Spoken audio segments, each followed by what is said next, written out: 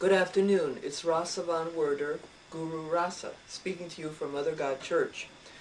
The last time that I spoke to you, I alluded to quite a bit of things about Jesus Christ and about the nature of his religion and the actual disparity between what Jesus Christ was teaching and the background that he supposedly came out of was the Hebrew religion, Judaism. And I implied and stated that Jesus' religion had really nothing to do with the Hebrew religion.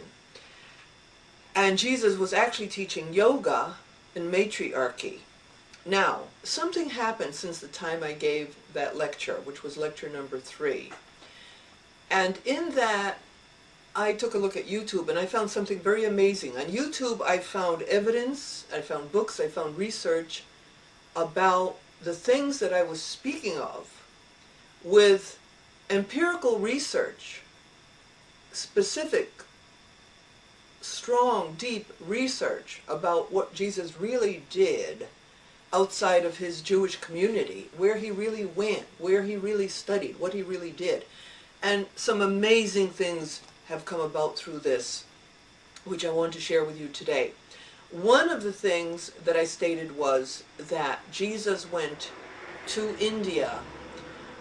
I believed, and I had heard some evidence of it, that Jesus went to India in his lost years, the years between the age after they found him in the temple teaching the rabbis at the age of 12, and so during the years of 13 until he surfaces at the time of starting to gather his disciples when he was about 30 years old, late 29, early 30 years old, and he began to gather his disciples, and he was baptized by John the Baptist, and so forth and so on. Those lost, hidden years, I said that those years were spent in India because I could see in studying yoga, I could see the yoga in Jesus' teachings, not in patriarchal Christianity, the version that his disciples and the men thereafter put together. They gave lip service. I said they gave lip service to much of the things that Jesus taught, which is absolute, total love for one another, kindness to all creatures, the least of these, whatever you do to the least of these, you do to me, and the anti-sexism, the pure love, the pure kindness, the pure mercy of Jesus. This is given lip service to in Christianity, but historically, patriarchal Christianity has been brutal. They have, certainly the Catholic Church, has followed in the footsteps of the wandering Israelite tribes who were hostile to others, who were cruel, who felt that they were the chosen people and everyone else were idolaters and heathens, and that they had a right to kill everyone, and that God told them to kill everyone.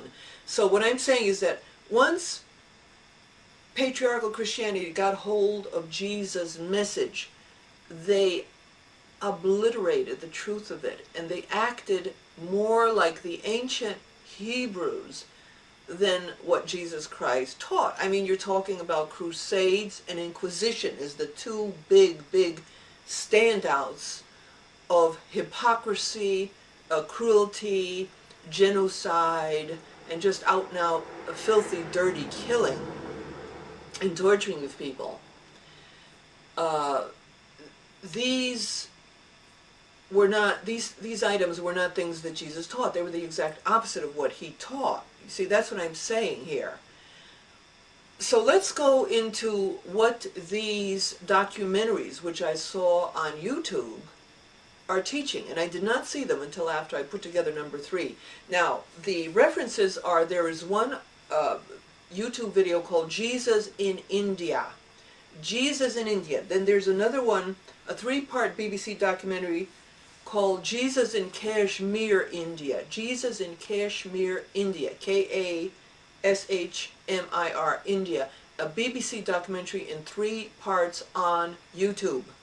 Please check both these items as the reference of what I'm speaking of. So, now, what these documentaries claim, again, they reiterate what I claimed.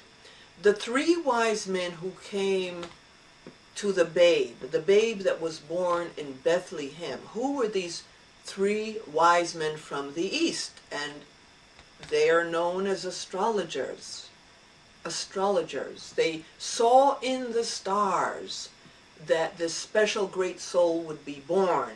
Now, what these documentaries say, which is just so right on, I accept it, it's just so logical, it's so sensible. They said that this was the custom of Buddhists, and I know about this custom. I've seen another big documentary about how this custom works. When the devotees of a great prophet or guru want to know when their guru or prophet will be reincarnated, they consult the stars. These are Buddhist, mind you, Buddhist. They consult the stars. And then by this astrology, and to me it seems a miracle that they could figure this out, but apparently they certainly did in the case of Jesus. And they discovered that the reincarnation of their Buddhist prophet and guru would be born in precisely where Jesus Christ was born. And then they set out to find him, and they did find him. So Jesus was, if you believe this, and I do, the reincarnation of a Buddhist prophet, a Buddhist guru. And he was discovered by Buddhists. There were Buddhists who came the east, from the east. Buddhist magi came from the east. And they brought him these precious gifts and everything because he was their prophet born again. Now the documentaries state as well that this is a custom, and that when that child reaches enough maturity, they come and take the child to their homeland to train him up in their traditions and in their ideology. Okay, so doesn't that make sense? So the three magi, or their representatives, come and find Jesus again. I guess he was in Nazareth at the age of about 13. I don't know if he went alone. I don't know if his Holy Mother went with him, if St. Joseph went with him. I don't know.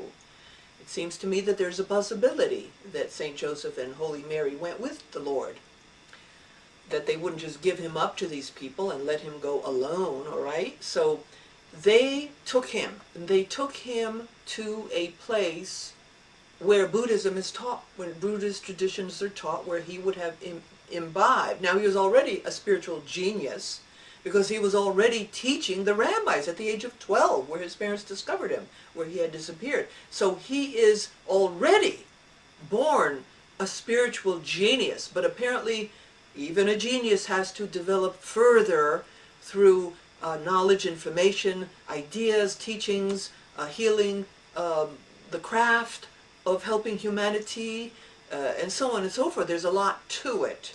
You have to learn as a human being with your human brain how to do this. So now there is evidence. Now I didn't get, you have these narrators who talk and you can't quite figure out what they're saying. And so they said a name that sounded to me like J. Ganov, that he was somewhere apparently in the Himalayas or in India in a place called J.